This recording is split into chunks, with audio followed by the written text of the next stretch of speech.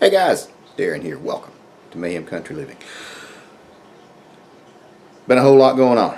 I will give you small videos and give you updates as things progress and as I get a chance to do these videos. But we got some cold weather coming in. And one of the things we're going to do is to make sure that all the critters are safe outside. We're going to do a completely different video on preparing for cold weather, but I'm going to show you what we're building downstairs in the basement. We are working on a kennel, which is going to be about 12 feet by 7 feet. It's going to be pretty good size. It's going to be plenty of room enough for all the dogs if we needed to bring them and put them inside. They stay inside most of the time anyway, all the dogs, but sometimes you just don't want them underfoot or up your butt. We do have their sleeping crates upstairs, but sometimes you just want them down in the basement being dogs. Now, I'm going to show you what we're thinking of doing. It's going to involve angle iron, cattle panel. We got a gate. We have some treated lumber and various nuts, bolts, screws. I got some good Tapcon screws. We're going to mount some stuff into the wall. I want you to bear this in mind. We are doing this planning that this basement will flood at some point. So there's not going to be any wood on the floor. No wood will be on the ground, touching the ground. We're going to be using treated lumber down here, and we're also going to make sure that if it should flood, we're going to have a way to get the water out to the sump pumps. More to come.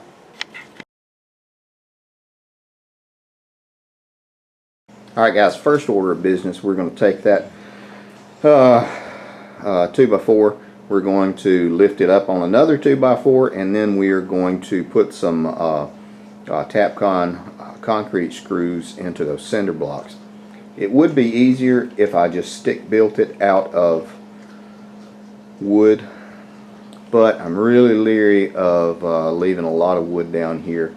Even though there was a good bit, I'm just kind of concerned about that, so we're going to use the cattle panels and the metal gate. More to come. Okay guys, now we're back. Yeah, you'll have to excuse the hair. You can see, got the first hole drilled using a masonry bit. It's pretty straightforward. Drill about 1/4 inches deeper than you need to. Be sure to account for your wood. Make sure that your threads are extending into your cinder block.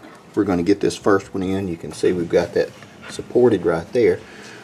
We'll get the first screw in, and then we'll check to make sure that we are level, and then we'll go from there. There you go. More to come, guys. Okay guys, now we're back. You can see we got her all leveled up. Nice thing about these walls, they're poured.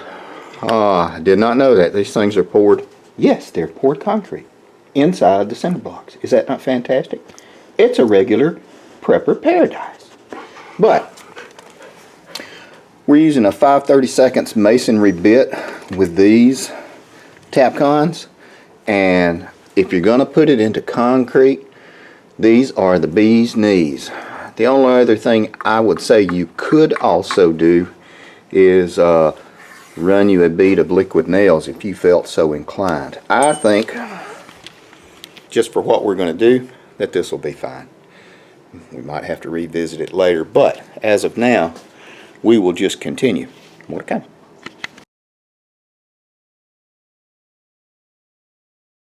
Okay guys, now we're back. Yeah, you can see, been using the grinder. This is some old scrap angle iron. I know everybody's going to say, oh my gosh, that is a huge piece of angle. Scrap I had from the old property. I'm going to say it's 9 feet. I need 12 feet. So there we go. I'm going to put them together, and you can see how it is going to line up. I can't decide if I'm going to cut this panel into two pieces to make it easier for me to handle and work with, or it's probably what I'm going to do actually. And I can get that bend out. That's from where I had to bend it to bring it down the stairs. That was a job, folding 16 feet of springy steel. Show you what I'm working with though right now. This big old thick angle, I'll show you, you can see that's good stuff. I went ahead and made a score. Now I can't do it while I'm holding the camera. I'm going to grind a little bit more of a furrow into it, and I'm going to lay it over, and those holes are going to be right there for me to attach to. More to come.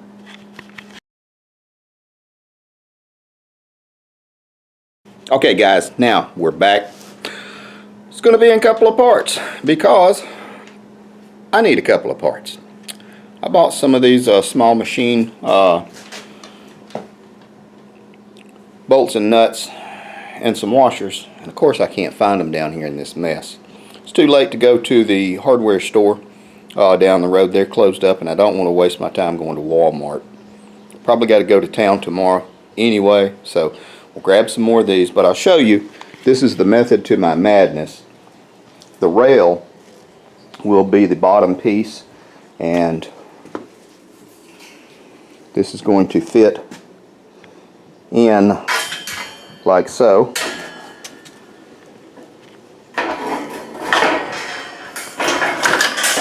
There we go.